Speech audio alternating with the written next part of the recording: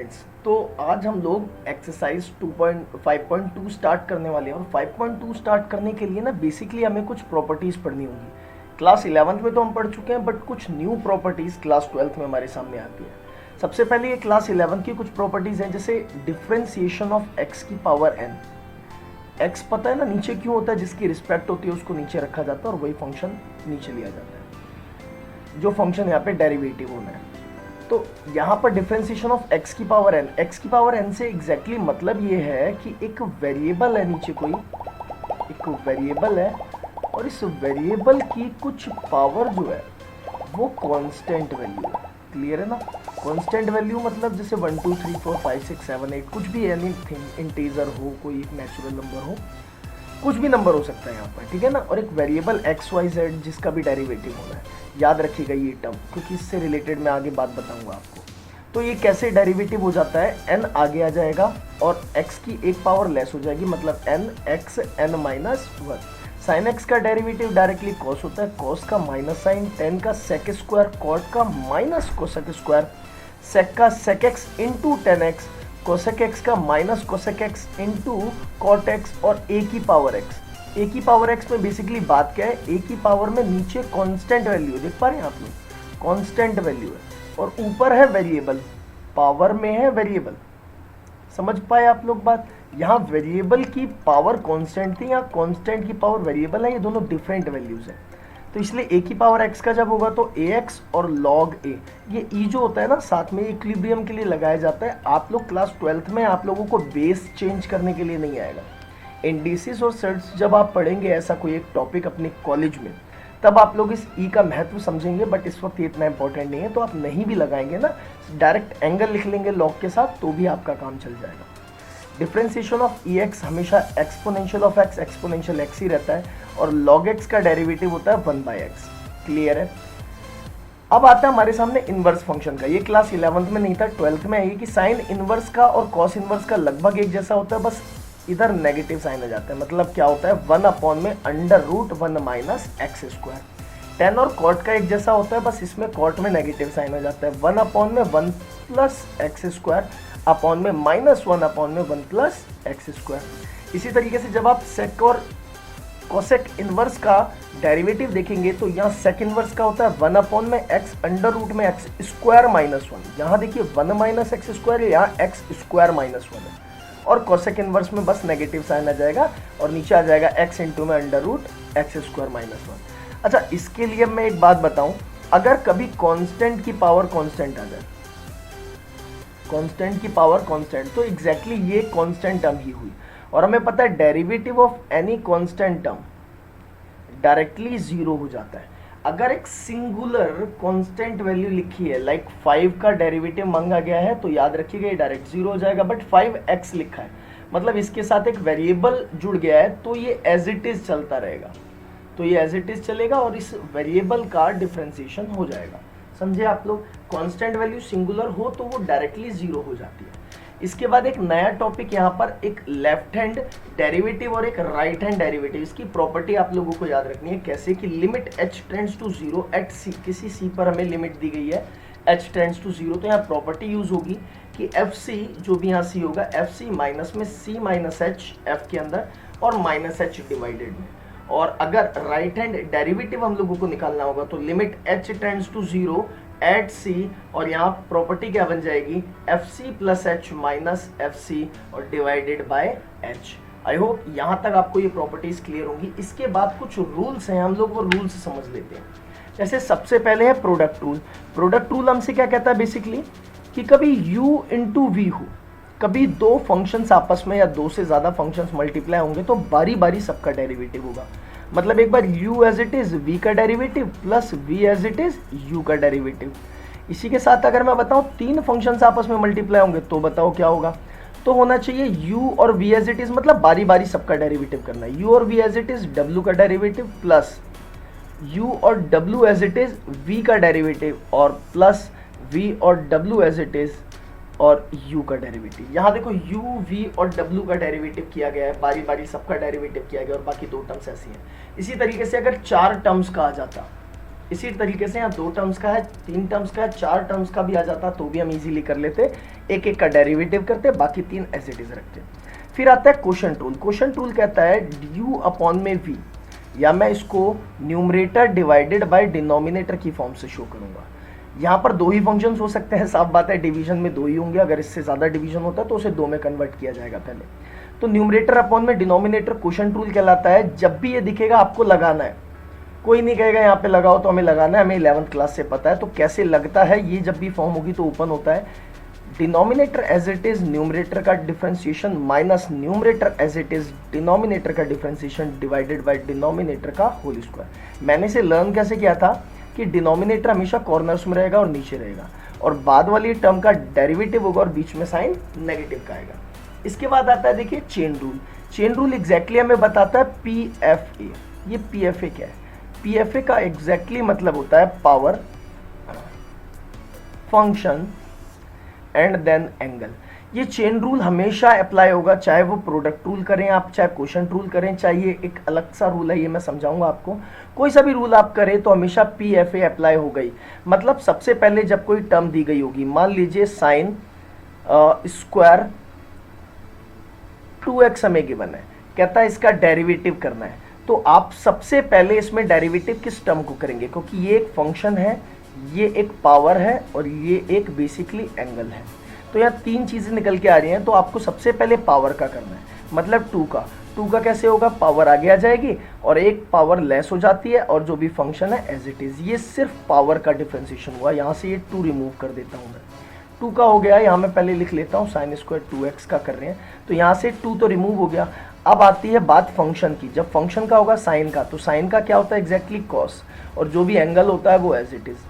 तो ये सिर्फ साइन का फंक्शन का डेरिवेटिव हुआ। अब बचता है 2x हमारे पास एंगल बन गया। अब इस एंगल का डेरिवेटिव होगा तो 2x का सिर्फ 2 निकल के आएगा, मतलब ये आपका फाइनल डेरिवेटिव हो जाएगा। This is called PFA, power, function और एंगल। क्लियर है आप लोगों को? यहाँ तक समझ में आया किस तरीके से PFA का यूज करना है। PFA power, function, angle which is called chain rule. ये हमेशा अप्लाई होगा चाहे क्वेश्चन कैसा भी गिवन हो। इसके बाद ये मेरा एक रूल है रिशप्स लॉ। एक्चुअली ये मैंने मेरे टीचर से सीखा था, उनका नाम दीपक दुग्गल सर है, और उन्होंने ये अपने नाम से बताया था, दुग्गल्स रूल, एंड ये आज मैं आप लोगों के सामने अपने नाम से बता रहा हूँ, रिशप्स रूल। एंड आई होप जब आप सीख जाएंगे तो आप अपने नाम से बताएंगे इस रूल को, और ज़रूर मेरा नाम मेंशन करेंगे और दुग्गल सर का भी। अब आता है रिशप्स रूल। रिशप्स रूल एग्जैक्टली ये कुछ शॉर्टकट्स है। जब हम कुछ एक ऐसी टर्म का डिफरेंशिएशन करेंगे जब यहाँ पर रूट लगा, तो उसका डिफरेंशिएशन कैसा होगा, जब किसी एक कांस्टेंट अपॉन में कोई पावर नीचे डेरिवेटिव हो रही है, उसका कैसे होगा। ये 2 रूल्स 2 तरीके से अप्लाई किए जाएंगे। ये बहुत काम आने वाली चीज़ है, इसलिए इसको ध्यान से समझना। जब भी रूट का डेरिवेटिव होगा तो याद रखिएगा 1/2 और नीचे रूट लग जाएगा, एग्जैक्टली ये रूट का डेरिवेटिव होता है। क्लियर है? लाइक अब अगर अंदर अंडर रूट साइन एक्स लिखा था, कहता है इसका डेरिवेटिव कर दो, तो डेरिवेटिव क्या होगा, पहले तो रूट का कर देते हैं, रूट का सीधा सीधा 1/2 अंडर रूट, जो भी अंदर है एज इट इज। क्लियर है? अब अंदर वाले फंक्शन का साइन एक्स का क्या हो जाता है, कॉस एक्स। क्लियर है यहाँ तक? रूट का एग्जैक्टली ये डेरिवेटिव होगा, हमेशा इसको याद रखिएगा। अब यहाँ पर क्या कहता है, 1/x² का डेरिवेटिव। यहाँ ध्यान रखिएगा क्या होना है, जो भी डिफरेंशिएशन होना है, मैं यहाँ पर n लिख देता हूँ, ये परमानेंट रूल हो जाएगा आपके लिए कि 1/x की पावर n जब भी आपको गिवन होगा तो ऊपर का तो साइन चेंज कर देना है, प्लस का माइनस हो जाएगा, नीचे एक पावर बढ़ जाएगी, x की पावर n हो जाएगी +1, और जो भी पावर थी वो ऊपर जाके मल्टीप्लाई हो जाएगी, तो एग्जैक्टली बनेगा -n में x की पावर n+1। जैसे कि मैं इसको यूज करके दिखाऊं, तो जैसे ऊपर मैं लिख देता हूँ 2 x की पावर 6। इसका अगर मैं डिफरेंशिएशन करूंगा डायरेक्टली, ये सिर्फ तब अप्लाई होगा जब ऊपर कांस्टेंट हो और नीचे वेरिएबल हो, याद रखिएगा। कैसे यूज होगा, 6 2 जा ऊपर हो जाएगा 12, यहाँ पॉजिटिव साइन था तो नेगेटिव, अगर नेगेटिव होता तो पॉजिटिव आ जाता, फिलहाल पॉजिटिव है तो नेगेटिव आ गया, नीचे एक पावर बढ़ जाएगी डायरेक्टली। ये इसका डिफरेंशिएशन आ गया बिल्कुल direct, without doing numerator upon में डिनोमिनेटर क्वोशिएंट रूल। ये बने इसी से हैं, और यहाँ पर ये एक नॉर्मली जैसे साइन एक्स की पावर हाफ, ये इस रूल से ही बना है। बट ये रूल जो ये प्रोडक्ट ये वाला रूल है ना, कौन सा वाला है, एक्स की पावर n वाला जो डिफरेंशिएशन था, उसके बिहाफ पर बनाई है। बट ये बहुत लॉन्ग मेथड है, अगर आप ऐसी छोटी छोटी चीज़ों में यूज़ करेंगे तो आपका समय बहुत बहुत खर्च हो जाएगा। जब भी बच्चे कहते हैं एग्जाम में पेपर छूट गया। तो चलिए इतनी सारी प्रॉपर्टीज आपको समझा दी गई हैं, अब इसके बेसिस पर हम लोग अपने क्वेश्चंस को स्टार्ट करते हैं। चलिए यहां में दिया हुआ है differentiate the function with respect to x, बता रहा है रिस्पेक्ट करनी है एक्स की, जिसकी भी रिस्पेक्ट होती है याद रखिए उसे नीचे रखा जाता है। तो एक्सरसाइज 1 to 8 के क्वेश्चन हमें करने। सबसे पहला क्वेश्चन देखो, यहाँ हमें डिफरेंशिएशन करना है, मतलब एक वाई टर्म हमें गिवन है, कितनी है, साइन एक्स स्क्वायर प्लस 5। जब आप इस टर्म का डिफरेंशिएशन करेंगे तो मैं कहूँगा differentiate with respect to x, x की रिस्पेक्ट में, तो वाई बन जाएगा exactly d Y by D x, और यहाँ साइन और उसका एंगल डेरिवेटिव हो जाएगा। अब आपने पीएफए पढ़ा है, पावर फंक्शन रूल, तो सबसे पहले पावर तो यहाँ कुछ है नहीं, साइन की नहीं है ना, तो अब सीधा इसके फंक्शन का होगा, फंक्शन का साइन का कॉस बन जाएगा, और जो भी एंगल होता है आंखें बंद करके एज इट इज हमने लिख दिया। तो हमने सबसे पहले किसका कर दिया, इस साइन का कर दिया। अब इसके एंगल की बारी आती है, जैसे एंगल में हम लोग आए तो एंगल में हम लोगों ने देखा एक्स स्क्वायर प्लस 5 है, फिर इसमें पीएफए अप्लाई होता है एग्जैक्टली, तो एक्स स्क्वायर का तो 2x हो जाएगा और प्लस 5 का हो जाएगा 0, और मल्टीप्लीकेशन में सारे रूल्स चलते रहते हैं। तो फाइनल जो हमारे पास वैल्यू आ गई वो आ गई 2x cos x square plus 5, ये हमारा डेरिवेटिव है of sine x square plus 5। चलिए देखें अगले क्वेश्चन को, यहाँ दिया हुआ है cos और उसके एंगल में है साइन एक्स, डिफरेंशिएट करना है विद रिस्पेक्ट टू एक्स। मैंने कहा यहाँ वाई टर्म है हमारे पास cos और उसके एंगल में है साइन एक्स। मैंने जब इसको कहा differentiate with respect to x, तो ये मेरे पास क्या हो जाएगा, D Y by D x is equals to cos का डायरेक्टली होता है माइनस साइन, और जो भी इसका एंगल है वो आंखें बंद करके एज इट इज हमें लिख देना है। ये सिर्फ इस कॉस का था माइनस साइन, एक्स होता तो एक्स, यहाँ साइन एक्स था तो यहाँ साइन एक्स, इनटू में अब एंगल में आ गए, पावर तो थी नहीं, फंक्शन का हुआ और फिर सीधा एंगल का होगा। एंगल क्या कहता है, साइन एक्स का क्या हो जाएगा हमारे सामने, कॉस एक्स, क्योंकि साइन का कॉस होता है और यहाँ एंगल इसका एक्स था तो यहाँ पर भी एंगल एक्स आ गया। I hope this will clear. चलिए बढ़े अगले क्वेश्चन की तरफ। यहाँ दिखाया है sine a x plus b का डिफरेंशिएट रिस्पेक्ट टू एक्स हमें करना है।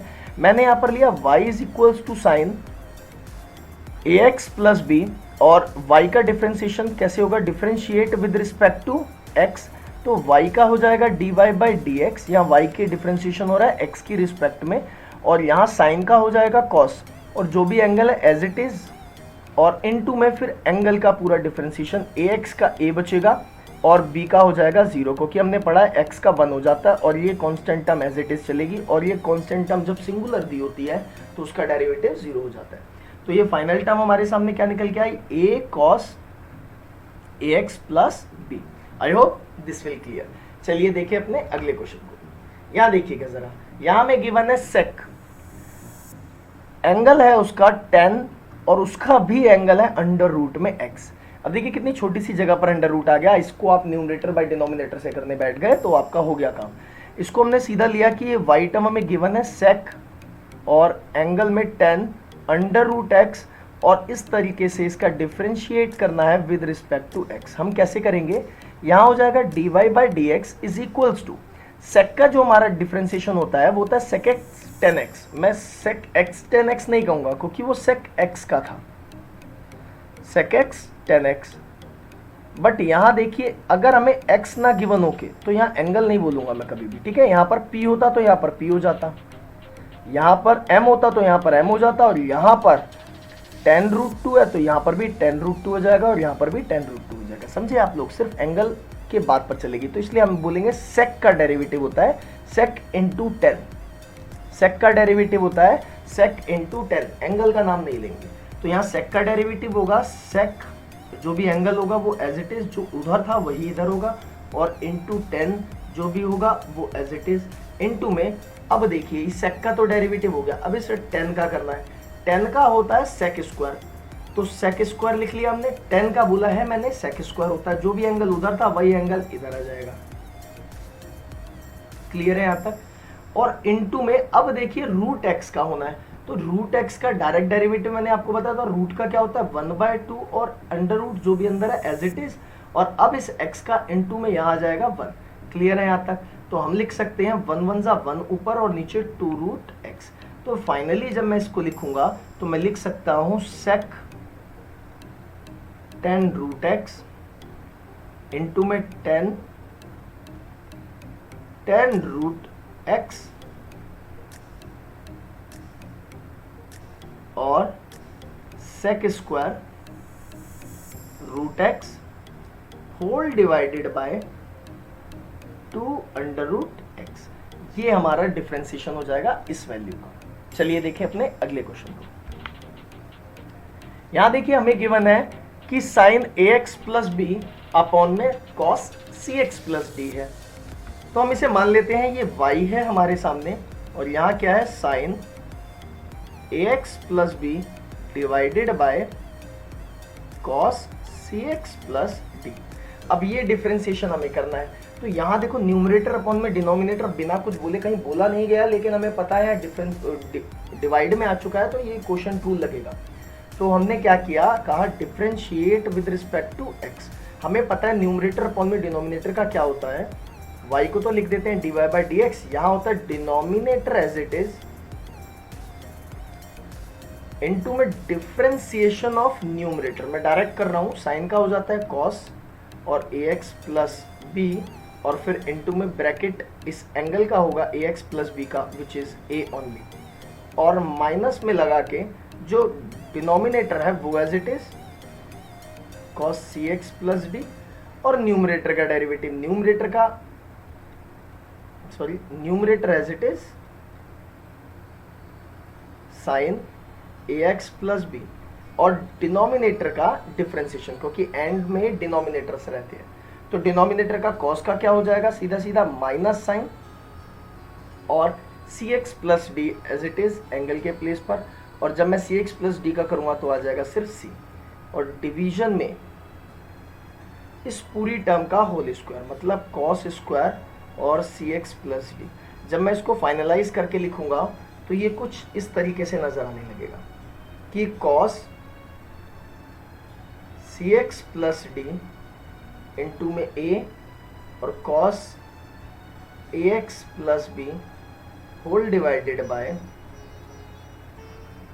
Cos square c x plus d, और यहाँ से ये माइनस और ये माइनस मल्टीप्लाई होके प्लस बन जाएंगे, और sign a x plus B into में साइन सी एक्स प्लस डी, और डिवीजन में नीचे लिखा जाएगा cos square c x plus D. ये तो इम्पोर्टेंट पार्ट था। अब आप इसके अंदर यहाँ सी भी लिख देते हैं, ये तो इम्पोर्टेंट पार्ट था। अब इसके अंदर आप कुछ भी कर सकते हैं। जैसे मैं सबसे पहले इसको स्क्वायर से ये कैंसिल करता हूँ, अब ये कॉस एज इट इज रख के और 1 बाय कॉस को सेक लिख सकता हूँ ऊपर, या मैं इसको सिर्फ कॉस बाय कॉस की, क्योंकि एंगल डिफरेंट है ना, कटेंगे नहीं, तो इसको एज इट इज भी छोड़ सकता हूँ।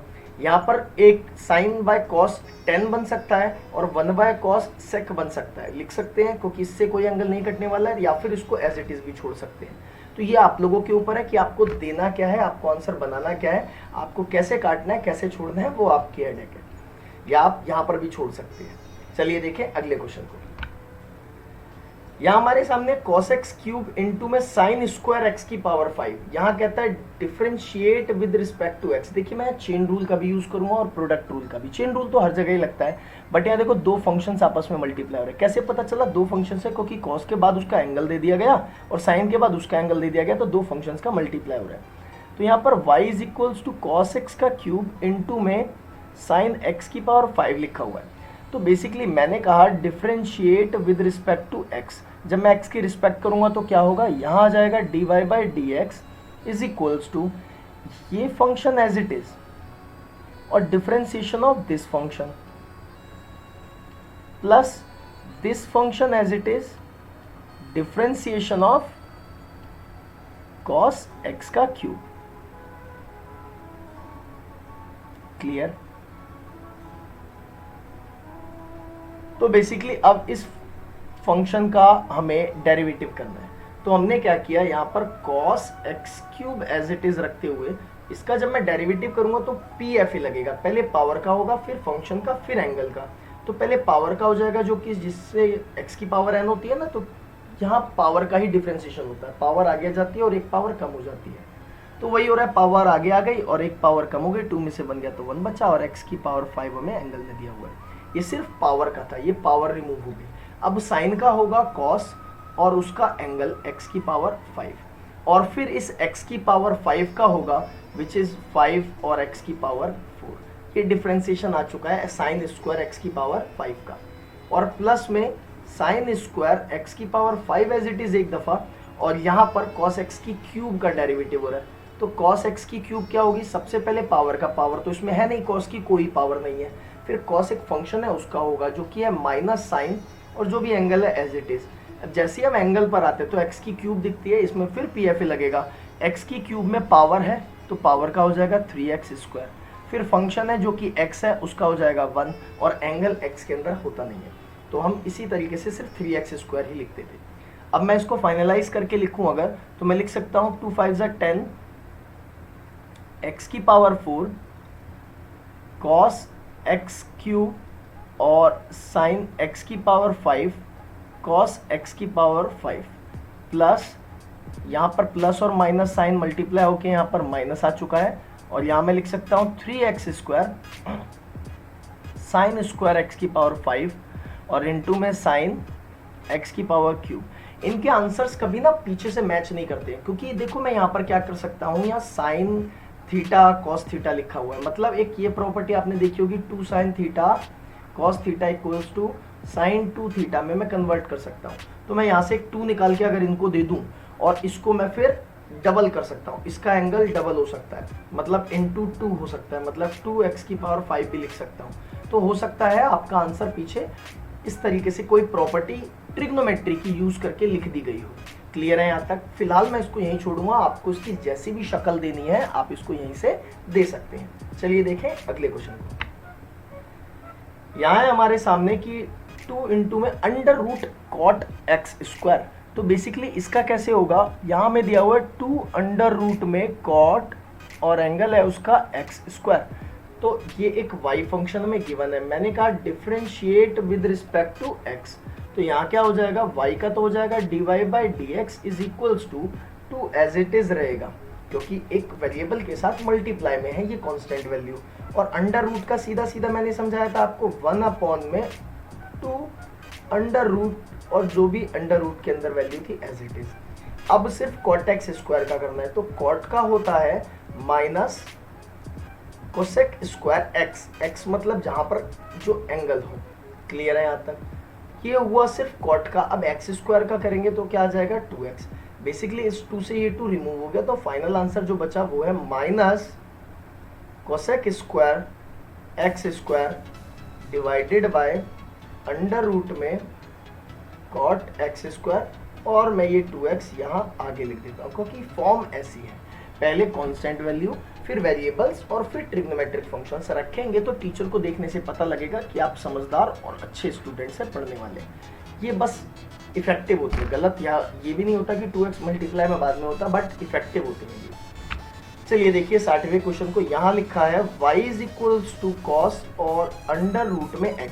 हमने क्या किया, differentiate with respect to x, तो मेरे पास एग्जैक्टली क्या हुआ, इस y को मैं लिख सकता हूँ dy/dx, और यहाँ cos अंडर रूट x में एग्जैक्टली कैसे लिख सकता हूँ, cos का होता है minus sine under root x, उसका एंगल था एज इट इज। अब इस अंडर रूट x में सोचो लगाओगे क्या इतना बड़ा रूट, नहीं लगेगा, इसलिए डायरेक्ट जो सिखाया गया 1/2 अंडर रूट, और जो भी एंगल था एज इट इज, और x का क्या हो जाएगा 1। मैं आपको यहाँ क्लियर भी कर देता हूँ, लाइक रूट x को हम लिख सकते हैं x की पावर हाफ। इसमें होता क्या है बेसिकली कि ये पावर हाफ आगे आ जाती है और एक पावर कम हो जाती है, तो बेसिकली यहाँ बनता है 1/2 x की पावर माइनस 1/2, और जहाँ पावर में माइनस होता है वहाँ हम क्या लिख सकते हैं, डिवीजन में। क्लियर है? तो मतलब 1/2 इंटू में 1 में अंडर रूट x, तो बेसिकली 1/2 अंडर रूट x बन के रेडी हो जाता है। क्लियर है? तो रूट x को हमने डायरेक्टली बोला 1/2 अंडर रूट, और जो भी x होगा वो एंगल x, और फिर x का डेरिवेटिव यहाँ साथ में चलता रहेगा। क्लियर है? यहाँ तक आप लोगों को क्लियर होगा। अब इसको देख लीजिए, फाइनल इसकी वैल्यू लिख देते हैं, minus sine root x divided by 2 root x। I hope this will clear also. चलिए देखें अगला क्वेश्चन। ये क्वेश्चन एग्जाम के पॉइंट ऑफ व्यू से इंपॉर्टेंट है, क्योंकि इस बार के मैंने कई सारे सैंपल पेपर्स में देखा था। तो अब ये क्वेश्चन कैसे करेंगे, ये क्वेश्चन ना थोड़ा सा डिफरेंट है। इसी के लिए जो सबसे पहला पेज था उसके अंदर जो प्रॉपर्टी सिखाई गई थी, लेफ्ट हैंड डेरिवेटिव और राइट हैंड डेरिवेटिव, उनका यूज करना है। बेसिकली यहाँ में लिखा हुआ है, prove that function f given by fx हमें दिया हुआ है x-1 इन मॉड्यूलस, सारे x बिलोंग करते हैं रियल नंबर से, is not differentiable at x equals to 1। x equals to 1 पर ये डिफरेंशिएबल नहीं है। तो हमें करना क्या है, हमें पहले लेफ्ट हैंड डेरिवेटिव निकालना है। लेफ्ट हैंड डेरिवेटिव कैसे निकलता है, आपको प्रॉपर्टी पता है कि लिमिट h टेंड्स टू 0 और f c minus h minus में एफ सी और डिवीजन में माइनस एच। तो हमने क्या करना है, सिंपली इस प्रॉपर्टी के अंदर यूज कर लेना है। तो मैंने क्या किया, यहां पर सी हमें क्योंकि कितना गिवन है एट सी, तो सी यहां पर हमें 1 गिवन है, तो मैंने इस प्रॉपर्टी का यूज किया। मैंने लिखा limit h tends to 0 at x equals to 1। x की वैल्यू क्या होगी, 1 होगी। तो ये हो जाएगा f1 माइनस एच माइनस में f1 डिवीजन में माइनस का h। क्लियर है यहाँ तक। अब c की वैल्यू तो 1 यहाँ पर पुट हो चुकी है, तो एग्जैक्टली कैसे लिखा जाएगा जरा समझते हैं। देखिए f1 की वैल्यू क्या है, f1 की वैल्यू जब मैं यहाँ पर 1 रख दूंगा तो 1 माइनस 1 मॉड्यूलस में खत्म होकर 0 बचेगा। तो मैं सीधा सीधा यहाँ पर क्या लिख देता हूँ, फ्रैक्शन में यहाँ 0 लिख देता हूँ, माइनस में यहाँ देखिएगा 1 माइनस एच एक्स के प्लेस पर। तो मैंने जब x के प्लेस पर 1 माइनस एच रखा और यहाँ माइनस 1 पहले से था, तो ये मॉड्यूलस में था, 1 से 1 रिमूव हुआ, ये मॉड्यूलस में माइनस का h बचेगा। तो मैंने यहाँ पर मॉड्यूलस में माइनस का h रख दिया और नीचे नेगेटिव h ऑलरेडी था। यह limit h tends to 0। Clear है यहाँ तक। इसके बाद देख लेते हैं आगे हम लोग, यहाँ बेसिकली क्या आ चुका है, लिमिट h टेंड्स टू 0 और देखिए मॉड्यूलस ऑफ नेगेटिव h जब मैं निकालूंगा तो यहाँ पर बाहर जो वैल्यू निकलने वाली है वो होगी पॉजिटिव h और नीचे क्या है माइनस h। अब आपने देखा यहाँ से जब मैं इसको वैल्यू को कैंसिल आउट कर दूंगा तो ये वैल्यू बनेगी माइनस का 1। तो लेफ्ट हैंड डेरिवेटिव जो है वो तो आ चुका है -1। अगर ये राइट हैंड डेरिवेटिव के इक्वल हुआ तो ये फंक्शन डिफरेंशिएबल होगा। अगर ये राइट हैंड डेरिवेटिव के इक्वल नहीं हुआ इसका मतलब ये फंक्शन डिफरेंशिएबल नहीं होगा।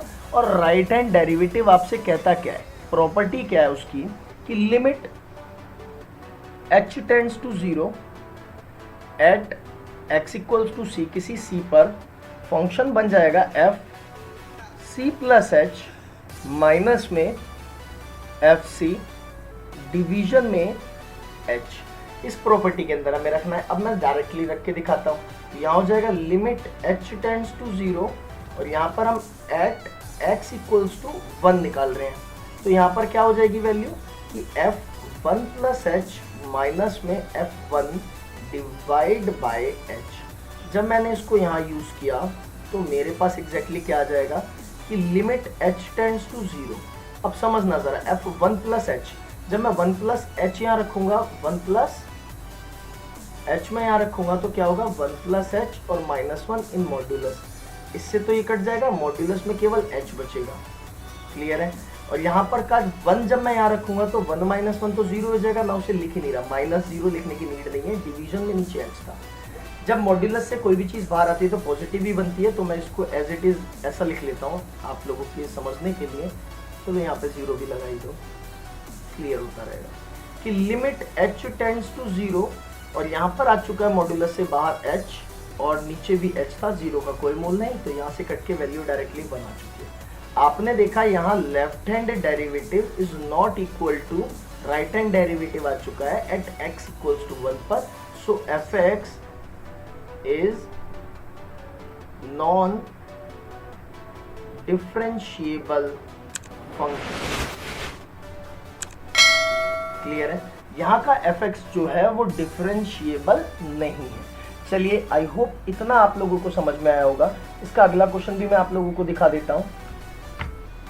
देखिए यहाँ क्या गिवन है कि prove that greatest integer function defined by f(x) is equal to, देखिए ग्रेटेस्ट इंटीजर का ब्रैकेट होता है और 0 से 3 के बीच में यहाँ x को बोल रहा है is non differentiable at x equals to 1 at x equals to 2। यहाँ दो अलग अलग क्वेश्चन हैं। पहले आपको x इक्वल्स टू 1 पर निकालना है, फिर आपको x इक्वल्स टू 2 पर निकालना है। तो पहले मैं आप लोगों को एट x इक्वल्स टू 1 पर निकाल के दिखाऊंगा। वैसे तो मैं आपको बताऊँ मैं दोनों इकट्ठे ही कर सकता हूँ, तो मैं यहाँ पर दोनों ना इकट्ठे ही करने वाला हूँ। क्योंकि 1 और 2 तो इसके बिटवीन ही आ रहे हैं। तो चलिए देखिए, और एक और इम्पॉर्टेंट बात, जब भी ग्रेटेस्ट इंटीजर फंक्शन होता है ना तो उसके लिए बताता है कि वैल्यू जो है वो ग्रेटर और इक्वल है या फिर लेस देन इंटीजर और इक्वल वैल्यू है। यहाँ पर ऐसा कुछ नहीं बताया हुआ है, तो आप अगर ग्रेटर चाहो तो ग्रेटर ले लो, लेस देन चाहो तो लेस देन ले लो, लेकिन पूरे क्वेश्चन में फिर वही अप्लाई करना होगा। क्लियर है यहाँ तक? आइए देखिए कैसे करेंगे इस क्वेश्चन को। यहाँ हमें fx दिया हुआ है, यहाँ हमें fx दिया हुआ है जो कि ग्रेटेस्ट इंटीजर है और कहाँ से कहाँ तक है, 0 से 0 जो है उससे बड़ा है x और लेस देन है 3 पर। क्लियर है यहाँ तक? अब राइट हैंड लिमिट, मैं जब राइट हैंड लिमिट निकालूंगा, मतलब राइट हैंड डेरिवेटिव जब मैं निकालूंगा तो एग्जैक्टली क्या बनेगा कि f1 प्लस एच, मैं एट x इक्वल्स टू 1 पर निकाल रहा हूं कि limit h tends to 0 f1 plus h minus f1 divided by h। ज़रा समझना इसकी वैल्यू क्या होगी। मैं अब डायरेक्टली कर रहा हूँ, अभी आपको जो समझा दिया था उसके बाद यहाँ डायरेक्टली कर रहा हूँ मैं। क्लियर है यहाँ तक? तो यहाँ ज़रा समझना, यहाँ पर एग्जैक्टली हो क्या रहा है। 1 प्लस एच मतलब अंदर क्या आ जाएगा, 1 प्लस एच। तो 1 plus H in greatest integer, और ये जो h होता है ये ऑलमोस्ट 0 होता है, मतलब 0.00001 होगा समथिंग। तो 1 से थोड़ा सा ज़्यादा हो रहा है, तो मैं इसे लेसर वैल्यू मान रहा हूँ। मैंने कहा लेस देन वैल्यू है, तो फिर 1 प्लस एच जो होगा ये 1 में कन्वर्ट हो जाएगा। लिमिट h टेंड्स टू 0, इसे 1 लिख सकता हूँ, और माइनस का f1, 1 तो खुद ही एक इंटीजर है और इक्वल तो रहता ही है, तो 1 माइनस 1 अपॉन में h लिखा जा सकता है।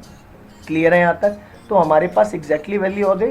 ये जब माइनस हो जाएगा तो 0 बाय h और लिमिट h टेंड्स टू 0, और यहाँ पर इससे ही कैंसिल होकर के फाइनल वैल्यू आ जाएगी 0। मतलब जो राइट हैंड लिमिट है वो हमारे पास आ चुका है 0। अब निकाल लेते हैं हम लोग लेफ्ट हैंड लिमिट। मैंने क्या किया, left hand derivative is equals to limit h tends to 0, और यहाँ आ जाता है f1 माइनस h और माइनस में f1 डिवाइडेड बाय माइनस का h। जब हमारे पास ये वैल्यू है तो हमने देखा, अब यहाँ पर डायरेक्ट मैं पुट करूँगा कि लिमिट h टेंड्स टू 0, देखिए 1 माइनस h, जब 1 माइनस h पुट होगा इन ग्रेटेस्ट इंटीजर तो 1 से कुछ जस्ट कम हो गया, मतलब 1 में से माइनस हो गया 0.001, तो मान लीजिए 0.9999 बचा। क्लियर है? अब इससे पीछे एक इंटीजर होता है 0, इससे आगे एक इंटीजर होता है 1। तो हमें ग्रेटर पर तो नहीं जाना, क्योंकि मैंने इधर लेसर लिया था, इस लेफ्ट हैंड में लेसर लिया था, तो मुझे यहाँ पर भी लेसर ही यूज करना पड़ेगा। तो यहाँ पर 0 के नज़दीक जा रहा है तो मैं यहाँ पर 0 रख रहा हूँ, और यहाँ पर f1, 1 तो खुद ही एक इंटीजर है, जब भी 1 इंटीजर होगा मतलब इक्वल होगा तो 1 ही आ जाएगा या फिर लेसर जाएगा। तो यहाँ पर ये तो 1 ही आ जाएगा, और माइनस का नीचे क्या आ रहा है मेरे पास, h आ रहा है। एग्जैक्टली यहाँ पर मेरे पास ये वैल्यू आ रही है। तो मतलब अगर मैं यहाँ पर इसको माइनस कर दूँ तो लिमिट h टेंड्स टू 0, और ये बनता है 1 बाई एच। 1 बाई एच में h की लिमिट पुट करने पे ये इन्फिनिटी बनता है, जो कि पॉसिबल नहीं है, मतलब ये नॉट डिफाइंड हुआ, मतलब ये फंक्शन नॉट डिफाइंड हुआ लेफ्ट हैंड लिमिट का। तो इसका मतलब मैं यहाँ बोलूँगा कि left hand limit is not equal to right hand limit, मतलब fx जो ग्रेटेस्ट इंटीजर है is non differentiable function at x equals to 1। x equals to 1 पर ये एक नॉन डिफरेंशिएबल फंक्शन है।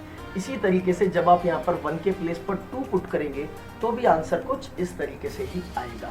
आई होप ये आप लोग होमवर्क में करेंगे। तो चलिए आज इसी के साथ आपकी एक्सरसाइज 5.2 यहाँ पर फिनिश हो चुकी है। अगर आपका इसका 2 पार्ट पुट करने में प्रॉब्लम आती है तो आप मुझे नीचे कमेंट सेक्शन में बताएंगे, मैं इसका पार्ट भी आप लोगों को अपलोड करके दे दूंगा और मेंशन कर दूंगा। तो चलिए अब पढ़ेंगे अगली वीडियो में हमारी next exercise. Thank you so much and please like share subscribe ज़रूर करिए, this will actually motivate me.